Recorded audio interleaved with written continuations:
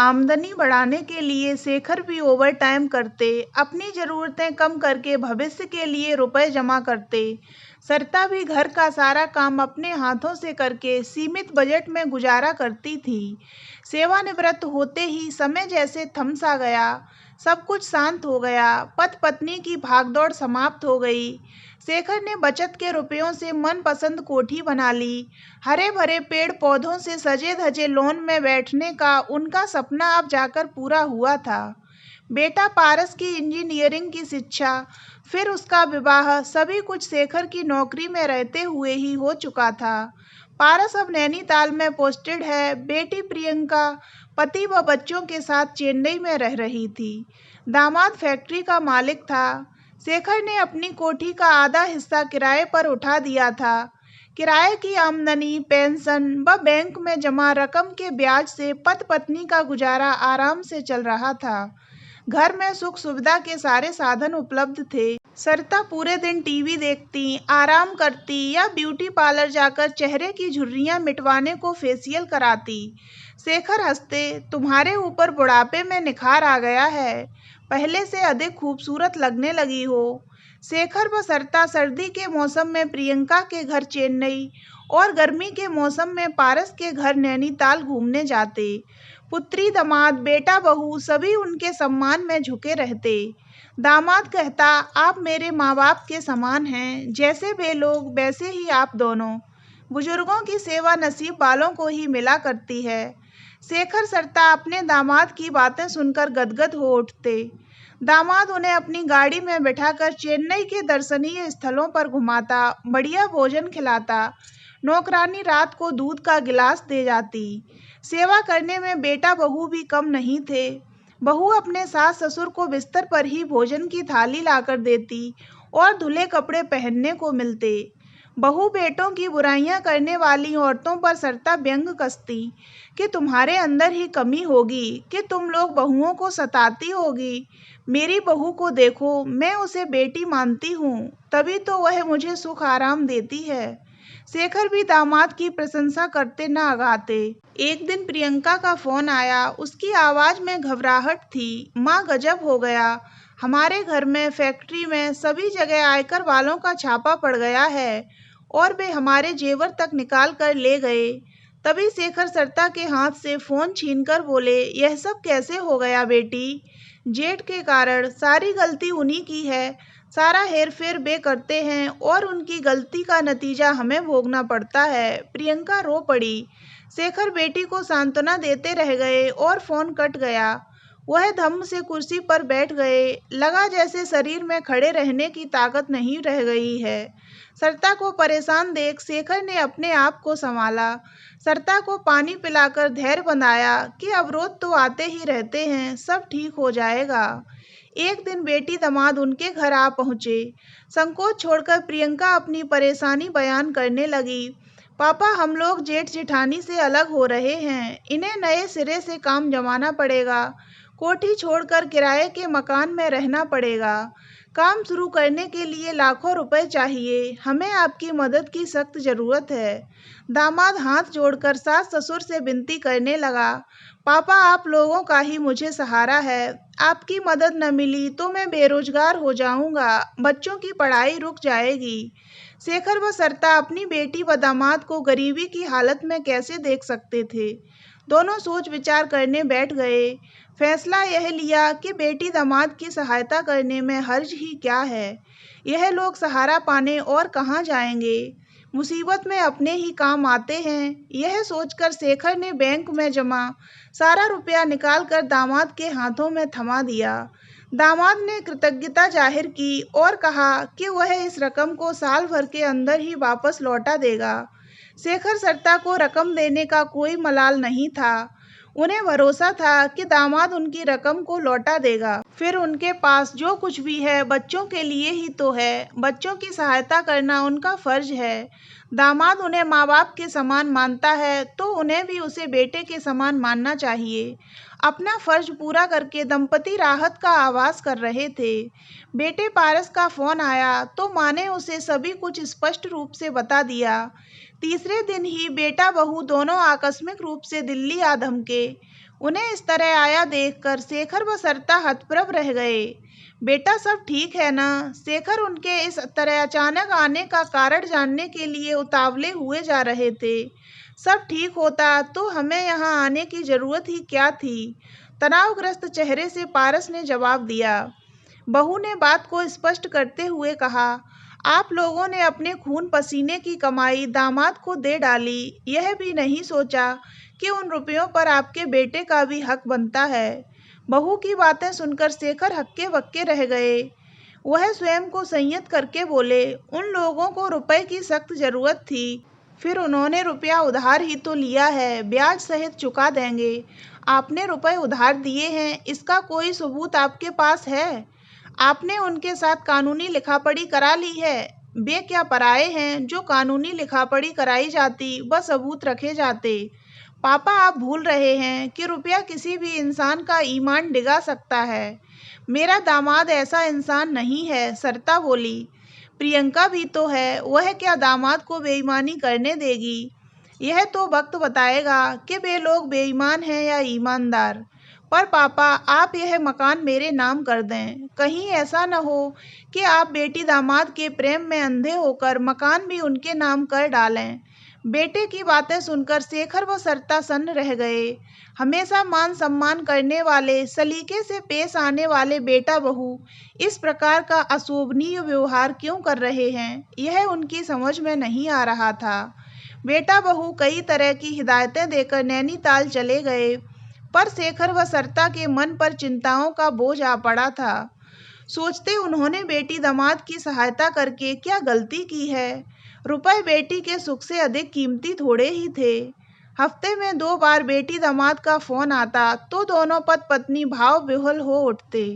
अब शेखर व सरिता उस दिन की प्रतीक्षा कर रहे थे जब दामाद उनका रुपया लौटाने आएगा और वे सारा रुपया उठाकर बेटा बहू के मुंह पर मार कर कहेंगे कि इसी रुपए की खातिर तुम लोग रिश्तों को बदनाम कर रहे थे ना, लो रखो इन्हें। कुछ माह बाद ही बेटी दामाद का फोन आना बंद हो गया तो शेखर सरिता चिंतित हो उठे। वे अपनी तरफ से फोन मिलाने का प्रयास कर रहे थे, पर पता नहीं क्यों फोन पर प्रियंका व दामाद से बात नहीं हो पा रही थी। हर साल की तरह इस साल भी शेखर व सरिता ने चेन्नई जाने की तैयारी कर ली थी और बेटी दामाद के बुलावे की प्रतीक्षा कर रहे थे। एक दिन प्रियंका का फोन आया तो शेखर ने उसकी खैरियत पूछने के लिए प्रश्नों की झड़ी लगा दी, पर प्रियंका ने सिर्फ यह कहकर फोन रख दिया कि वे लोग इस बार चेन्नई न आएं क्योंकि नए मकान में अधिक जगह नहीं है। शेखर सरिता बेटी से ढेरों बातें करना चाहते थे, दामाद के व्यवसाय के बारे में पूछना चाहते थे, अपने रुपयों की बात करना चाहते थे, पर प्रियंका ने कुछ कहने का मौका ही नहीं दिया। बेटी दामाद की इस बेरुखी का कारण उनकी समझ में नहीं आ रहा था। देखते देखते साल पूरा हो गया। एक दिन हिम्मत करके शेखर ने बेटी से रुपयों की बात पूछ ही ली। प्रियंका जख्मी शेरनी की भांत गुर्रा उठी। आप कैसे पिता हैं कि बेटी के सुख से अधिक आपको रुपए प्यारे हैं? अभी तो इनका काम शुरू ही हुआ है, ऐसे में हम इतना सारा पैसा कहाँ से लाएंगे? दामाद चिंगाड़ कर बोला, मेरे स्थान पर आपका बेटा होता तो क्या आप उससे भी पैसे वापस मांगते? आपके पास रुपए की कमी है क्या? यह रुपया आपके पास बैंक में फालतू पड़ा था। मैं इस रुपए से ऐश नहीं कर रहा हूँ, आपकी बेटी को ही पाल रहा हूँ।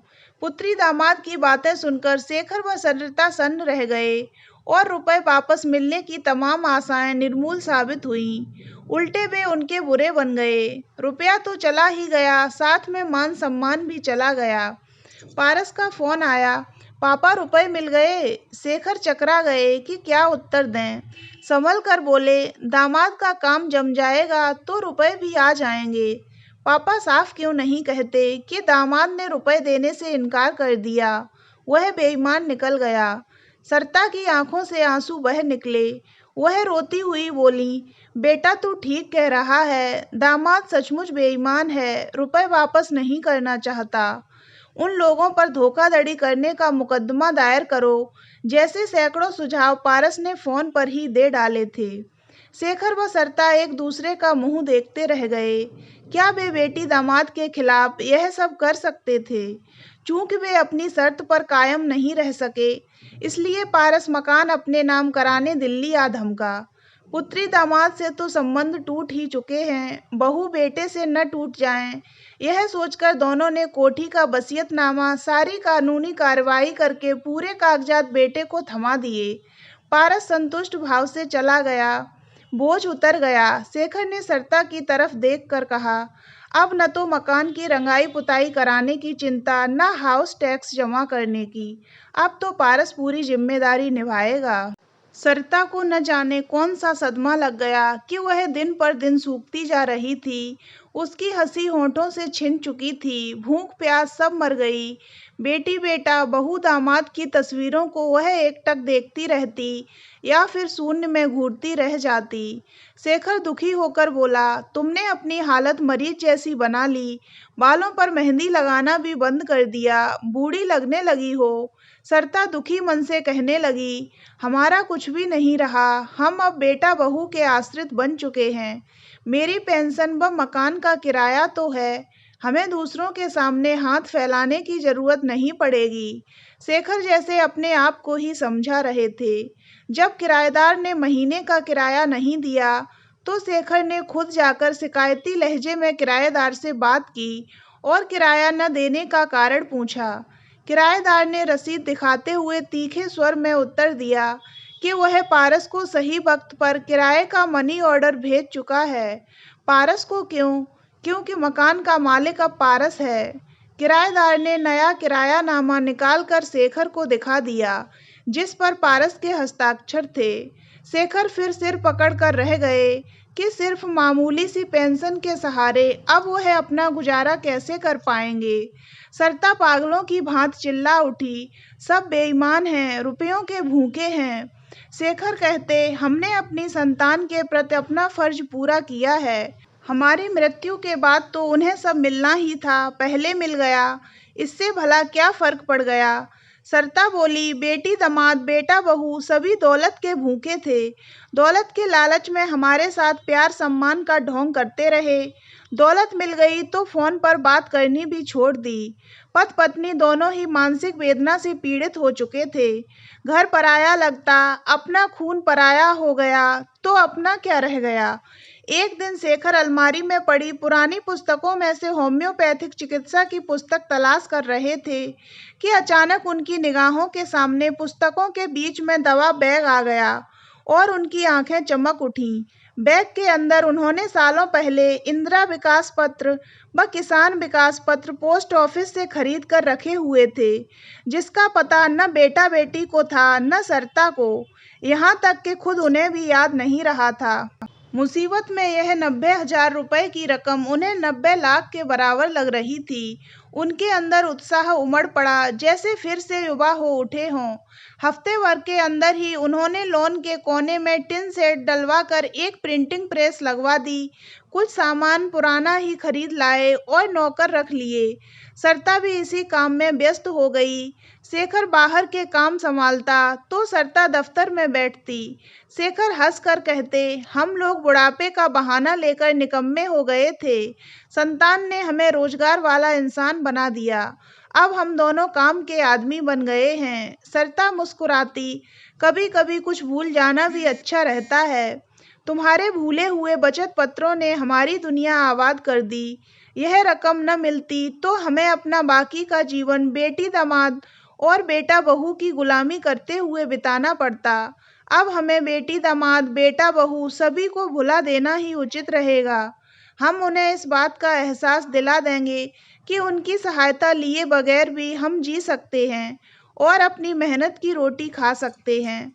हमें उनके सामने हाथ फैलाने की कभी जरूरत नहीं पड़ेगी। सरिता व शेखर के चेहरे आत्मविश्वास से चमक रहे थे, जैसे उनका खोया सुकून फिर से वापस लौट आया हो। तो दोस्तों, अगर आपको ये कहानी अच्छी लगी हो तो वीडियो को लाइक करें और हमारे चैनल को सब्सक्राइब अवश्य करें।